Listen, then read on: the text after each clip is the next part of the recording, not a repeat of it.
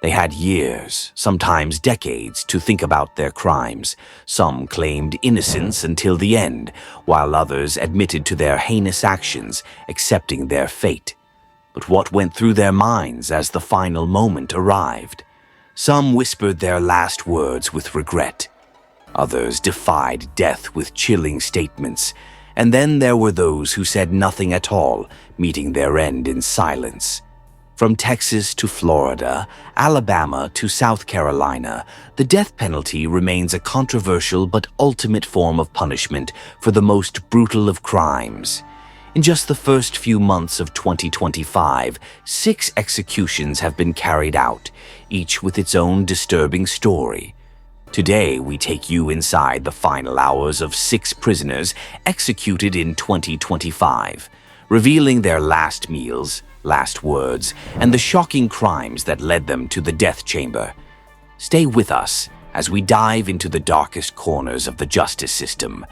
Brad Sigmund, executed March 7, 2025, South Carolina firing squad. Brad Sigmund's life was marked by violence from the start. Born in 1957, he grew up in poverty, surrounded by alcoholism and abuse. By his teenage years, he had already racked up arrests for theft and assault, his anger simmering beneath the surface. But it wasn't until April 27, 2001, that his rage exploded into cold-blooded murder. Sigmund was obsessed with his ex-girlfriend, refusing to accept that she had moved on. Desperate and enraged, he went after the people closest to her, her elderly parents, William and Gladys Lark. That morning, he forced his way into their home, wielding a baseball bat. He savagely beat both of them, shattering bones, splattering blood across the room. He wanted revenge, and he wanted his ex to suffer. Then he waited. When his ex-girlfriend arrived, he kidnapped her at gunpoint, planning to drag her across state lines. But before he could execute his final act of vengeance, she managed to escape. By the time police tracked him down 11 days later in Tennessee, Sigmund was already planning his next move. But it was too late. At trial, the evidence was overwhelming. The jury deliberated for less than 3 hours before sentencing him to death by lethal injection. But South Carolina ran out of lethal injection drugs, leaving executions on hold for years. In 2025, the state gave death row inmates a choice: the electric chair or firing squad. Sigmund chose the latter. As the clock ticked down to his final hours, Sigmund was served his last meal: fried chicken, mashed potatoes, and peach cobbler. Witnesses reported that he ate slowly, savoring every bite, pausing between mouthfuls, deep in thought. When asked for his final words, he simply said, "I have made peace with my fate." At 6 p.m., the execution chamber doors opened. He was strapped into a chair, his arms and legs secured. A black hood was placed over his head, and a white target was pinned over his heart. Behind a wall, 3 executioners took their positions. Their rifles were loaded, but only one contained a live round. The others fired blanks to preserve the illusion of anonymity. The warden gave the signal. Boom. Sigmund's body jerked forward violently, his chest saturated with blood. A few final twitches, then stillness. The doctor stepped forward, checked for a pulse, and at 6:12 p.m., Brad Sigmund was pronounced dead. The first firing squad execution in South Carolina since 2010 was over. Richard Lee Tabler, executed February 13, 2025, Texas lethal injection. Richard Lee Tabler wasn't just a killer, he was a spree killer. Between November 26th and 28th, 2004, he executed 4 people in cold blood, including 2 teenage strip club dancers.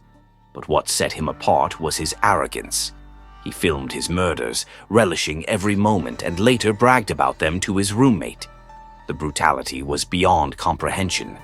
Victims were shot execution style, their bodies left as warnings. When police finally caught up with him, Tabler didn't try to deny it. He smiled, boasting about his crimes. He was sentenced to death in 2007, and over the years he became infamous for threatening law enforcement from death row, even smuggling a cell phone to make chilling calls to a state senator. On February 13, 2025, after nearly 18 years on death row, Tabler's final day arrived. Unlike many inmates, he refused a special last meal, instead eating whatever was served in the prison cafeteria. As he was strapped to the execution gurney at the Huntsville unit, he looked up at the ceiling and laughed softly. When asked for his final words, he muttered, "I deserve this." The executioners administered the lethal injection. Within seconds, his breathing slowed, his body relaxed. Then, silence. At 6:09 p.m., Richard Lee Tabler was pronounced dead. The state of Texas had closed his case for good. James Dennis Ford, executed February 13, 2025, Florida, lethal injection. James Dennis Ford's crime wasn't just murder, it was a betrayal. On April 6, 1997, Ford invited Greg and Kimberly Mallory to a fishing trip in Charlotte County, Florida. They trusted him. They never saw it coming. As soon as they arrived, Ford attacked Greg first, shooting him in the head, then bludgeoning him with a blunt object. Kimberly tried to flee, but he caught up to her, dragging her back. Before he killed her, he raped her, then executed her with a single gunshot to the head. Their 22-month-old daughter was left alone in a truck, trapped inside for over 18 hours before being found. Ford was arrested just 11 days later. DNA evidence left no doubt. He was guilty. The jury took just 3 hours to sentence him to death. On the morning of his execution, Ford's last meal was a bacon cheeseburger, onion rings, and a chocolate shake. He ate in silence, staring at the walls. When asked for his final words, his voice trembled as he said, "I am sorry." As the lethal injection flowed into his veins, Ford's breathing became shallow. His fingers twitched, his eyes fluttered. Then, at 6:24 p.m., he was gone. Justice had been served. That's 3 executions down, but we're not done yet. Up next, 3 more death row inmates who met their fate in 2025, including a serial rapist who was executed by nitrogen hypoxia and a man who killed a pastor inside a church. Demetrius Terrence Frazier, executed February 6, 2025, Alabama, nitrogen hypoxia.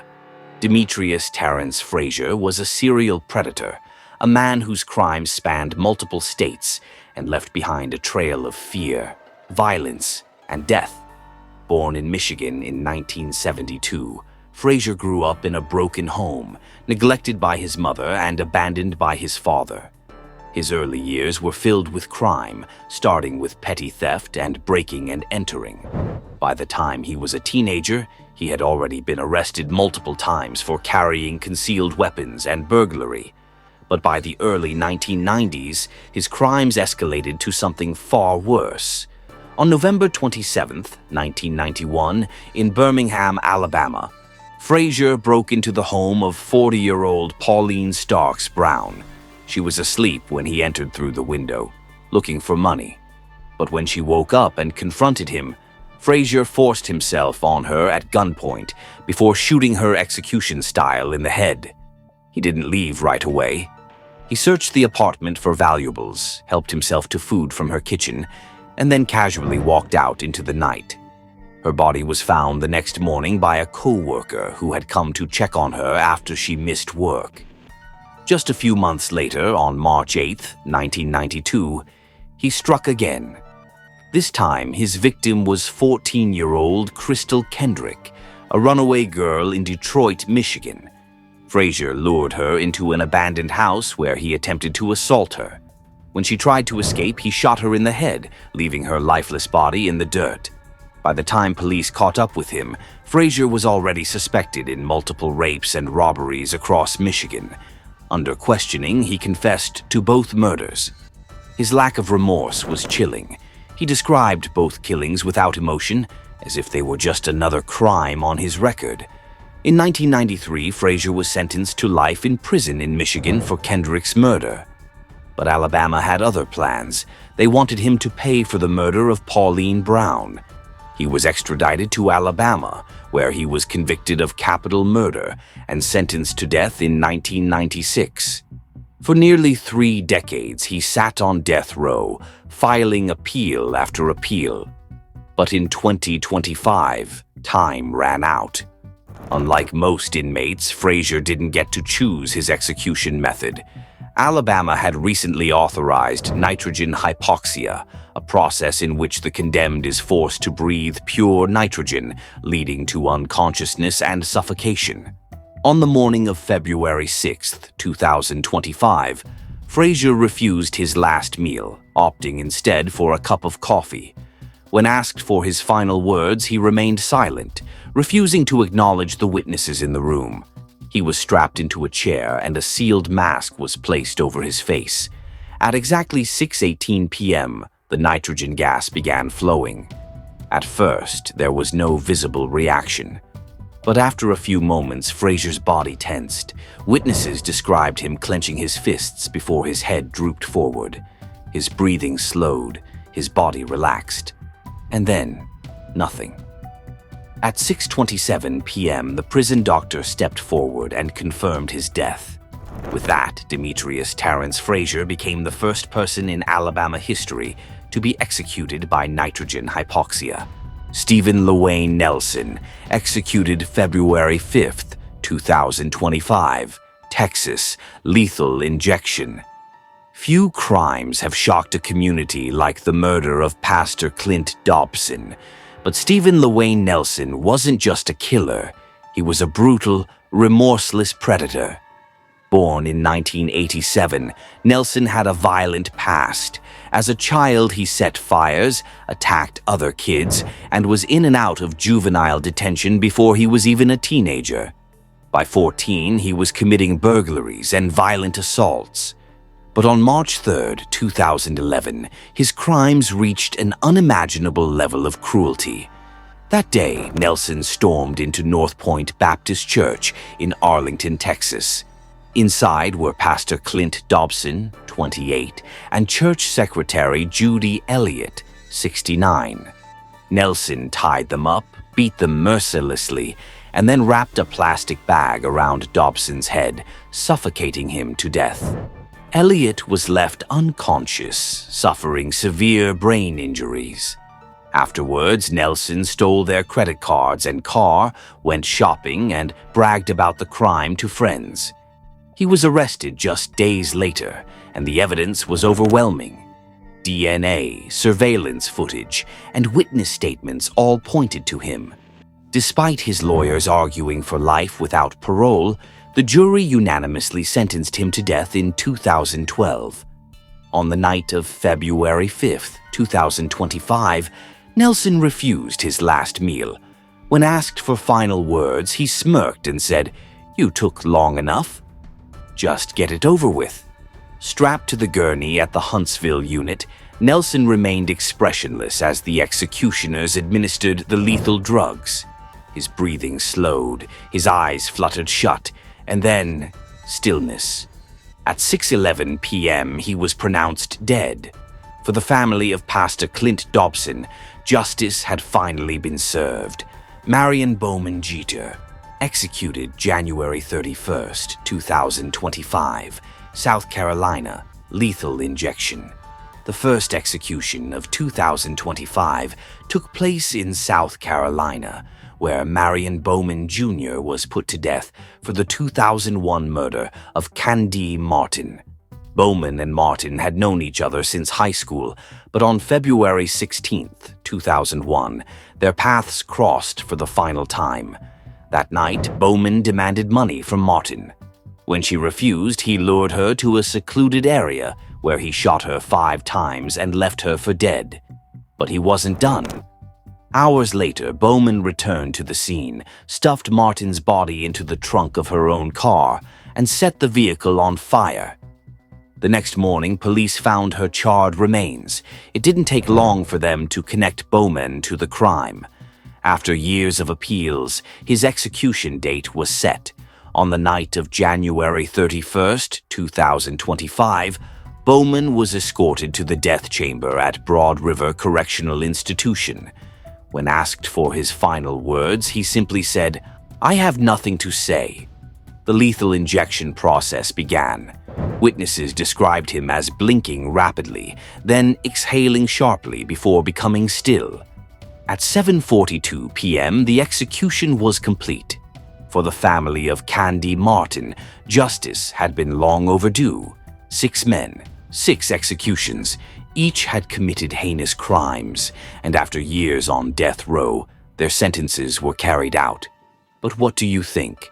Was justice truly served? Let us know in the comments below.